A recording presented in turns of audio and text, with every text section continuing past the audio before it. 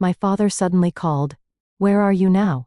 I was at my in-laws' house for my wife's birthday party. At my in-laws, the whole family is here, I said. Listen, take your daughter and get out now. I asked, why? He replied, just do it now. Don't ask questions. His voice was unlike anything I'd heard before. I grabbed my daughter and ran out of the house. What happened next was shocking. The call. The party was in full swing. Laughter spilled out of the dining room, glasses clinked, and the rich aroma of roasted lamb and buttered naan filled the air. My wife's family thrived on loud celebrations, and tonight was no different. Her birthday was an excuse to gather everyone, cousins and all, under one roof.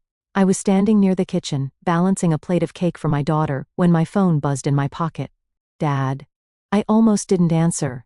He rarely called when he knew I was at family events, but something made me swipe the screen. Hey, Dad. His voice was sharp, urgent. Where are you now? At my in-laws, I said, glancing toward the crowded dining room. The whole family's here. Why? He took a breath that sounded more like a warning than a pause. Listen, take your daughter and get out now. I froze. What? Why? Just do it now. Don't ask questions. His voice cracked, not with weakness, but with a tension I'd never heard from him before. I didn't argue. I set the plate down, crossed the room, and found my daughter playing with her cousins. Come on, sweetheart, I whispered, forcing calm into my voice. We're going for a drive. Behind me, my wife called. Where are you going? The candles aren't even lit yet. I didn't answer. My father's tone was still ringing in my ears. The night air outside was cool against my face as I buckled my daughter into the car seat. My heart was thudding hard now, my mind racing through a dozen scenarios. I pulled away from the curb and hit redial. Dad, I'm out. Now tell me what's going on. What he said next made my grip tighten on the steering wheel until my knuckles ached. Chapter 2. The warning. Dad's voice came through the speaker, low but urgent. Drive somewhere public, a gas station, a busy plaza, anywhere with people. Don't go home, don't go to my house, and don't turn back. I glanced in the rearview mirror. My daughter was watching the streetlights flicker by, humming to herself. Dad, you're scaring me. What's going on? He exhaled, like he'd been holding his breath for hours. I just got off the phone with a friend in law enforcement. They'd been building a case for months, against your in-laws, and it's bad. Fraud. Money laundering. Maybe worse. My grip on the wheel tightened. What does that have to do with me? They're trying to tie you into it. Your wife's name is all over some of the accounts, and the way it looks on paper, you're involved. Whether you knew or not? My friend said, if you were in that house when they moved in, you could be taken down with them. I swallowed hard. The laughter and chatter from earlier replayed in my head, suddenly sounding more like the Last Supper than a celebration. So this was planned. To use me as the fall guy? Dad's pause was all the confirmation I needed. Get somewhere safe. I'll meet you in 20 minutes. We need to talk face to face, and I'll tell you everything. I turned off onto a well-lit boulevard, but in the mirror, a black SUV appeared, closing the distance fast. The same SUV I'd seen parked down the street from my in-laws when I arrived, and it wasn't passing me. Chapter 3. The Chase. The SUV closed in fast, headlights glaring in my rear view like a predator locking onto prey. Dad, I said into the speaker, keeping my voice low so my daughter wouldn't hear the fear under it. I think someone's following me. How close? Too close, I muttered, changing lanes. The SUV matched my movement. Listen carefully, Dad said. His tone suddenly clipped and tactical. Don't speed. That'll draw police attention. Just keep moving towards somewhere busy. Take turns only you'd know. Make them work to keep up. I flicked my signal right, then at the last second cut left into a side street. The SUV followed without hesitation. My heart kicked harder. Daddy, why are we going a different way? My daughter asked from the back, her voice small. I forced a smile into my tone. We're just taking the fun way, sweetheart. A little game. But inside, I was scanning every storefront, every light, looking for an escape point. Half a mile ahead, I spotted Salvation, a brightly lit 24-hour gas station with a steady stream of customers. I pulled in hard, stopping right under the security cameras and fluorescent lights. The SUV slowed as it passed the entrance. For a moment I thought they'd turn in, but instead it kept rolling, disappearing into the dark. I exhaled for the first time in minutes. "Good," Dad said when I told him. "Stay put, I'm almost there. And when I get there, you're going to hear something that will change how you see your wife's family forever." Chapter 4: The Truth. 10 minutes later, Dad's truck pulled into the gas station, the headlights cutting through the fluorescent glow. He stepped out quickly, scanning the lot before opening my passenger door. "Move your car over there under the cameras," he said, pointing to a spot closer to the main entrance. His voice was still tense, but now there was a controlled precision to it, like a man who'd been through situations where one wrong move cost everything. Once my daughter was safely buckled into his back seat, Dad turned to me. "They weren't just celebrating tonight," he began. "They were closing ranks. My friend in the financial crimes unit told me the warrants are signed. They're hitting your in-laws' house tonight, multiple agencies, and your wife's name is everywhere in the paperwork." I stared at him. "But I've got nothing to do with any of this." "That doesn't matter if they can make it look like you do," he said firmly. "And trust me, they were setting you up." "The accounts they used? Many are joint in name only. She's been moving money, and the paper trail points to you." The words settled in like ice water in my chest. Dad leaned closer. "If you'd stayed there, they could have planted something, cash, documents, even devices, to make you look like an active player. You'd be sitting in a holding cell right now while they tore your life apart." I thought about my wife's strange distractedness during the party. The way her father had been almost too friendly, refilling my glass. As if on cue, sirens wailed faintly in the distance. My father glanced toward the sound. "That's them," he said. "They're moving in now." I looked at my daughter in the back seat, sleepy, safe, completely unaware of the line we had just sidestepped. And I knew this wasn't over. Chapter 5. The raid. The sirens grew louder, then cut off abruptly, replaced by the distant thud of car doors slamming and the sharp bark of commands. From the far corner of the gas station lot, I could see the faint flicker of red and blue reflecting against the sky in the direction of my in-laws' neighborhood. My father's eyes never left that glow. "They're surrounding the house now," he said quietly, almost to himself. I imagined the scene. Officers in tactical gear spilling across the manicured lawn, their boots crunching over the gravel path. The front door would swing open under the weight of a battering ram. And in seconds, the living room, the same one that had been filled with laughter and champagne minutes earlier, would turn into a storm of orders and shuffling feet. I called a friend who lived 2 streets over. He answered on the second ring, voice shaking. "Man, your in-laws' place looks like a movie right now. Police vans, unmarked SUVs, agents hauling out boxes and bags. Your wife's out front, cuffed, arguing with some detective." My stomach clenched. "And the kids? They're being taken out by a female officer." Calm, but scared. Dad's jaw tightened. "You see now why I called you?" I nodded slowly. Every instinct screamed to go there, to demand answers, but I knew it would be the worst move I could make. If my father's warning was right, and by the look of things it was, stepping into that scene could have meant stepping into a cell.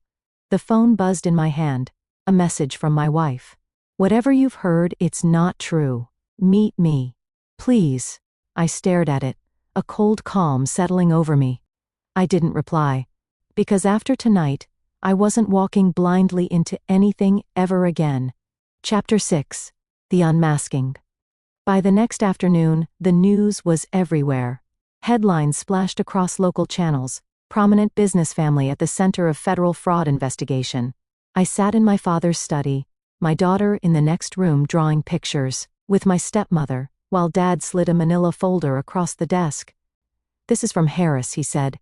"His friend in financial crimes. It's everything they have on your in-laws and your wife." Inside were page after page of bank statements, wire transfers and contracts, each one a little knife twisting deeper. My wife's signature appeared on multiple offshore account authorizations. She'd been a joint signatory on real estate deals that were nothing but shells to wash dirty money clean. One folder tab was labeled Hayes Setup. Inside, I found something that made my chest go cold. Forged loan agreements and fake consulting invoices, all with my name, all linking me directly to the laundering network. If the raid had happened with me there, they could have claimed I'd been complicit all along. They were going to dump this on you the moment the investigation got too close, Dad said grimly. Make you the scapegoat while they disappeared with whatever they could salvage. A wave of betrayal hit harder than the fear ever had. This wasn't just greed, it was planned, calculated. My wife had stood beside me at dinners, smiled at me across the table, tucked our daughter into bed, all while building the narrative that I'd be the one to take the fall. I closed the file slowly. She thinks I'll still protect her, that she can talk her way out. Dad leaned back. Then maybe it's time she learns exactly who she's dealing with. And in that moment, I knew I wouldn't just defend myself. I'd make sure she never had the chance to pull something like this on anyone else ever again. Chapter 7. Laying the groundwork. The next morning, I was at Harris's office before the coffee in his mug had cooled. We went over everything again. Every signature, every forged invoice, every offshore account that carried my name without my consent. This is enough to clear you, Harris said, tapping the stack of evidence.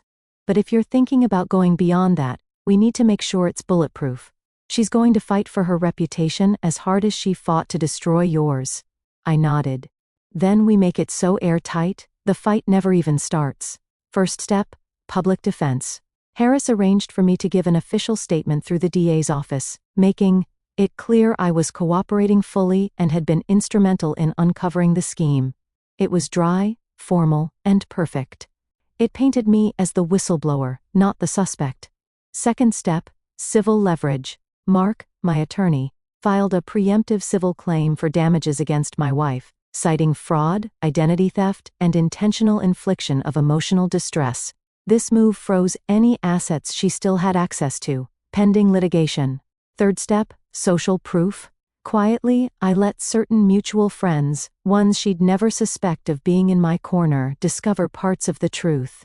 The court documents were public record now, and it didn't take much for the right screenshots to start circulating in group chats.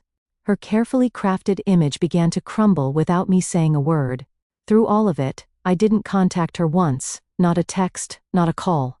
If she wanted to talk to me, she'd have to go through my lawyer, and by then, every conversation would be on the record. By the end of the week, her messages had shifted from defensive, "You don't know the full story," to desperate, "Please, can we meet?" But I wasn't interested in her version anymore. The trap was set. Now all I had to do was let her walk into it. Chapter 8. The confrontation. It happened on a Tuesday afternoon.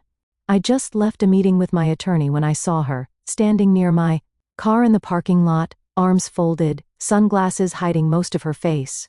"Daniel," she said the moment I approached, her voice strained but attempting softness. "We need to talk, alone." I stopped a good 6 feet away. "You know the rules. Anything you have to say goes through Mark." She glanced around, lowering her voice. "This isn't about the case, it's personal. You have to believe me." I didn't mean for things to go this far. I said nothing, letting the silence stretch until she started fidgeting with the strap of her purse. Finally, she blurted it out. They were going to take me down too. I thought if I played along, I'd be safe. But when you left that night, they turned on me. "I need your help, Daniel." I almost laughed, not because it was funny, but because of the sheer gall. "You set me up to take the fall for crimes you knew about, and now you want me to save you?" Her jaw tightened. "If you don't, I could tell them things that make you look bad too." I stepped closer, just enough for her to see the calm in my eyes. "You mean the things they already know? The things Harris and the DA's office have documented, time-stamped, and tied directly to you?" Her face went pale. I pulled a folded sheet of paper from my jacket and handed it to her. "That's the notice of my civil suit against you. Fraud, identity theft, and damages. You'll get the full packet from my lawyer by Friday." She stared at it like it was burning her fingers. "You can't." "I can," I said, turning away. "And unlike you, I don't bluff." By the time I reached my car, she was still standing there. Not the arrogant woman who once told me I had no choice, but someone who just realized every door she thought she controlled had been slammed shut. And I hadn't even begun the final stage yet. Chapter 9. The final blow. 2 months later, the final stage came together like clockwork.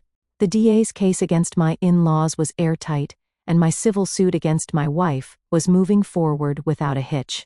But I wanted to make sure her reputation, the one she'd built on manipulation and lies, was beyond repair. That's when Harris called. "The press is requesting the public release of non-confidential evidence in your case. If you approve it, the court can release the documents." I didn't hesitate. "Do it." Within days, local news stations ran headline after headline. Court documents reveal extent of fraud plot, attempt to frame husband. They printed excerpts of her emails, the forged contracts, and most damning, her own words discussing how she'd make him look unfit for custody. Social media tore her apart. Former friends posted thinly veiled stories about people who use their own children as bargaining chips.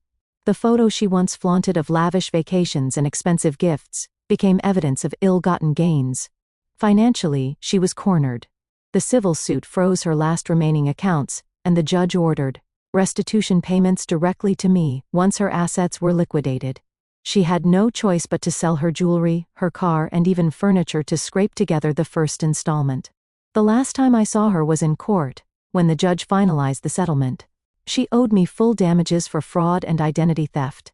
She was barred from any contact outside of supervised visitation with our daughter. She was legally required to issue a public retraction of her accusations. As we left the courthouse, she wouldn't look at me. Not because of shame, I don't think she was capable of it, but because she knew there was nothing left to play for. My father was waiting outside, leaning against his truck. When I walked over, he clapped me on the shoulder. "Told you," he said with a faint smile. "Sometimes the best revenge is just making sure the truth is louder than their lies." I looked over at my daughter, laughing with my stepmother on the sidewalk, and realized he was right. The truth had set me free, and left her with nothing but the wreckage she'd made for herself. Epilogue. Freedom. Earned. A year later, the chaos felt like another lifetime. The court battles were over, the settlement payments had started trickling in, and the cloud that had hung over my name was gone. I'd gone from almost being the scapegoat in a multi-million-dollar fraud to being the man who exposed it. Life was simpler now, intentionally so. I kept my circle small, my finances locked down tighter than a vault, and my focus on my daughter. She was thriving. Better grades, more friends, a laugh that came easily again. The tension she once felt at home had vanished, replaced by safety and routine. As for her mother, last I heard she was working part-time, living in a small apartment on the outskirts of town. The public retraction she'd been ordered to issue remained online, her name forever tied to the case. Former friends avoided her, and the glamorous life she'd flaunted was a memory she couldn't resurrect. One evening, while watching the sunset from my porch, my father joined me with 2 mugs of coffee. "You know," he said, "that call I made to you? That was instinct. But you? You took instinct and turned it into justice." I looked out at the horizon, my daughter's laughter drifting from the yard. "Sometimes," I said quietly, "the best revenge isn't destroying someone. It's living so well they can never touch you again." And that was the real victory. Not just clearing my name, but building a life she could never take from me. Was this revenge perfectly justified? Tell us what you have think about this story in the comments below. Like the story. If you think this story is justified, share it with someone who needs this energy, and subscribe to Lauren's Story for more jaw-dropping tales of betrayal and justice. Because here, every lie has its reckoning, and every betrayal finds its shadow. Stay sharp, stay strong, and stay tuned.